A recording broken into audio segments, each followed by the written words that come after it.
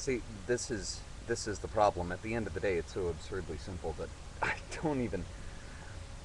I can barely bring myself to believe that it's even worthy of comment, much less actually putting work into elaborating on said comment. But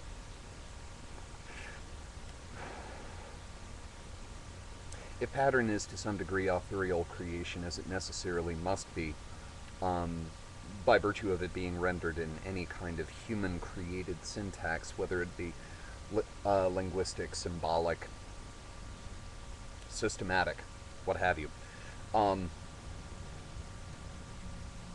then we must regard the concepts described via pattern as, at least to some degree, a human creation, a narrative flourish.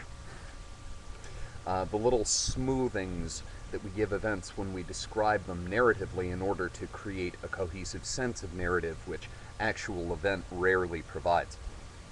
And if that is the case, then so too must we regard this concept of human nature as a narrative or expository flourish.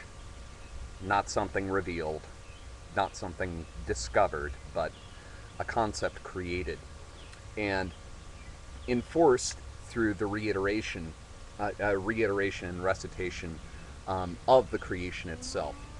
Because the concept itself is an enforcement device.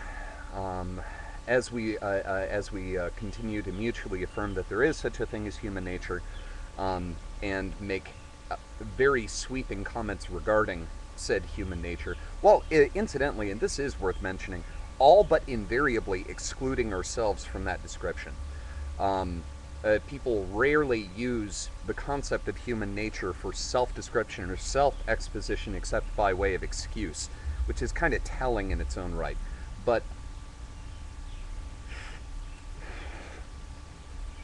if we regard it as a narrative flourish, and regard whatever reality or whatever hold on reality it has being largely entrenched and reinforced through the reiteration of this narrative device, then the solution seems pretty clear.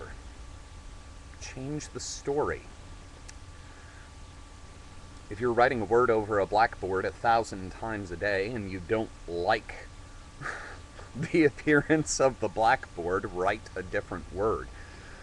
The problem is that the notion of pattern as representational creation, rather than a revelation of the intrinsic or internal order of things that we observe, imparts to us a sense of responsibility in how we describe the world, and the world that we create through description.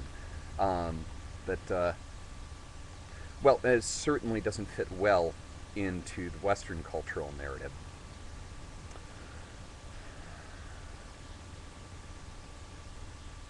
Is this actually worth writing about? I mean, come on. Come on. I don't get it. I honestly don't get it. But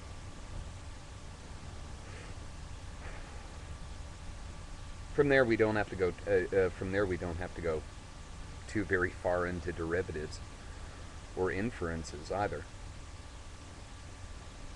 Kind of lands us smack dab in the middle of personal creation of culture, ideation, idealization, a transsubjective self.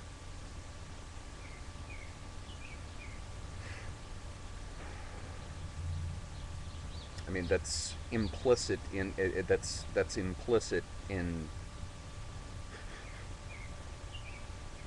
our assertions and the way that we use language. It's implicit in the way that implicit in the way that we interact with cultural concepts.